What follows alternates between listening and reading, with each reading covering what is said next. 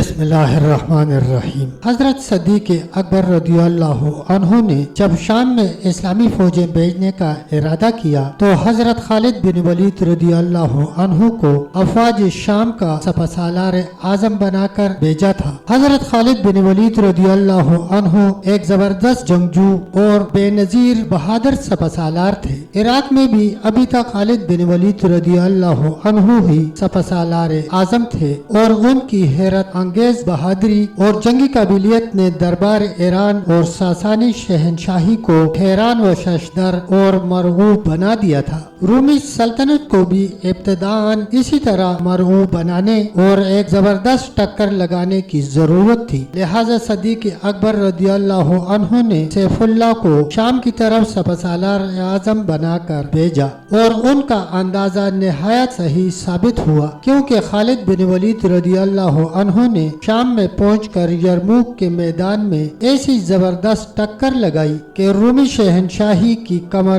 ٹوٹ گئی اور کیسر روم کے روم و ستوت میں زلزلہ برپا ہو گیا۔ ان ابتدائی لڑائیوں کے بعد لشکر اسلام کے قبضہ میں ایران و روم کے آباد و سرسبز صوبے آنے والے تھے اور دونوں شہنشاہیوں کی باقاعدہ افواج سے مارکہ آرائی و میدان داری شروع ہونے والی تھی، لہذا اب ضرورت تھی کہ اسلامی افواج نہ صرف ایک فتح مند و ملکگیر سالار کے زیر حکم کام کرے بلکہ ایک مدبر و ملکدار افسر کی ماتحتی میں مصروف کار ہوں۔ فاروق اعظم رضی اللہ عنہ خالد بن ولید رضی اللہ عنہ کی جنگی قابلیت کے منکر نہ تھے، بلکہ وہ خالد بن ولید کو کسی قدر غیر محتاط اور مشہور شخص سمجھتے تھے۔ ان کو شروع ہی سے یہ اندیشہ تھا کہ خالد بن ولید کی بے احتیاطی کہیں مسلمانوں کی کسی جمعیت کو ہلاکت میں نہ ڈال دے۔ صدیق اکبر رضی اللہ عنہ بھی اس احساس میں فاروق اعظم کے مخالف نہ تھے۔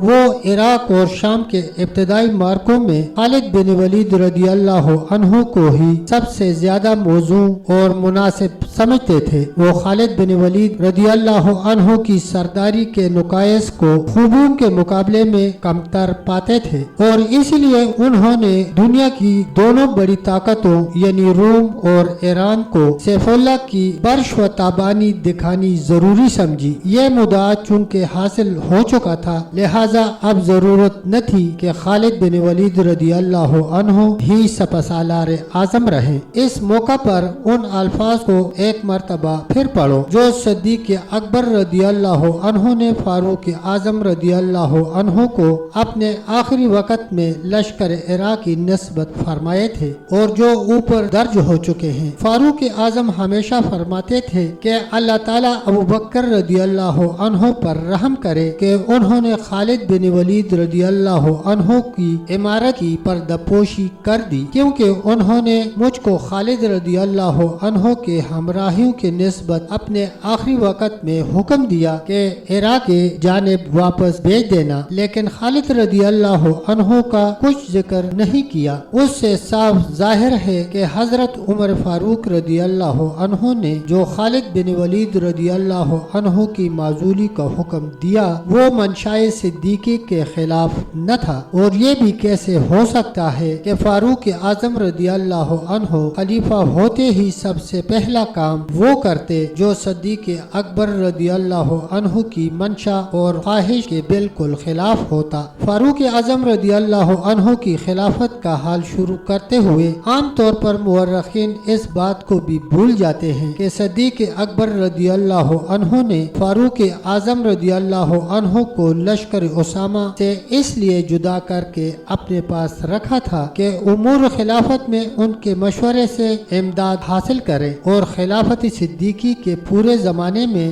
آخر وقت تک فاروق اعظم رضی اللہ عنہ پہلے ہی صدیق اکبر کے وزیر مشیر رہے۔ صدیق اکبر رضی اللہ عنہ کا کوئی کام ایسا نہ تھا جس میں فاروق اعظم رضی اللہ عنہ سے استخراج و استصواب نہ کر لیا گیا ہو۔ دنیا میں بہت سے لوگ ظاہر بین ہوا کرتے ہیں اور وہ اپنی کوتا فہمی کی وجہ سے بڑے بڑے آدمیوں سے ایسی باتوں کو منسوب کر دینے میں ذرا بھی تعامل نہیں کیا کرتے جن کو ان بڑے آدمیوں سے کوئی بھی تعلق نہیں ہوتا۔ فاروق اعظم رضی اللہ عنہ نے خالد بن ولید رضی اللہ عنہ کی بعض بے احتیاطیوں बागियों पर जरूर अजहार नाराजगी किया, लेकिन ये अजहार नाराजगी बस वहीं तक था जहाँ तक शरीयत और उनकी तहकीक व इत्तेहाद का ताल्लुक था। उस अजहार नाराजगी को अदावत व अनात का ये दर्जा हासिल नहीं हो सकता था और न हुआ। वो फारूक आजम रदी अल्लाह अन्हो जो असीरान बदर की निस्बत ये आजादाना हुक्म देकर कि जो जिसका अजीज व रिश्तेदार है वो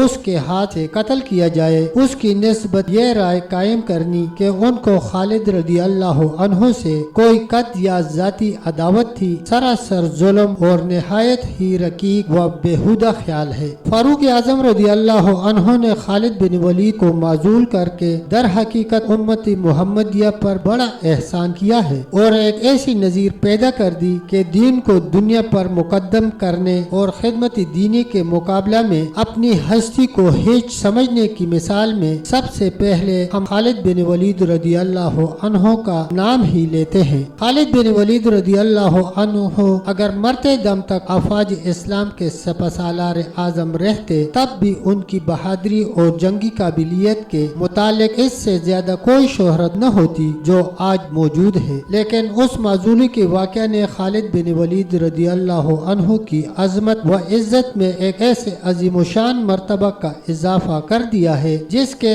आगे उनकी सपागरी व बहादुरी के मर्तबा की कोई हकीकत नहीं है। हम एक तरफ खालिद बिन वलीद रदी अल्लाह अन्हो के जंगी कारनामों पर फख्र करते हैं तो दूसरी तरफ उनकी लिलहियत और अतात उलल अम्र को फख्रिया पेश करते हैं। बाज़ मुअर्रिखीन ने अपनी एक ये लतीफ राय भी बयान की है कि खालिद बिन वलीद को चूंकि हर एक मार्का में फतह व फेरोजी हासिल होती रहती थी, लिहाजा लोगों के दिलों में ख्याल पैदा हो सकता था कि तमाम फतुहात खालिद बिन वलीद रदी अल्लाह अन्हो की सपासालारी के सबब मुसलमानों को हासिल हुई हैं। फारूक आजम रदी अल्लाह अन्हो ने खालिद बिन वलीद को माजूल करके ये साबित कर दिया कि मुसलमानों की कामयाबियां और फतहमंदियां किसी शख्स से वाबस्ता नहीं है बल्कि मशीयत इज़्दी और इस्लाम की बरकत उन फतुहात का असल सबब है। इस रिवायत की तायीद इस तरह भी हो सकती है कि फारूक आजम रदी अल्लाह अन्हो ने जिस तरह अफवाज शाम की सपासालारी में तब्दीली फरमाई थी उसी तरह अफवाज इराक की सपासालारी से भी हजरत मसना बिन हारसा रदी अल्लाह अन्हो को माजूल करके अबू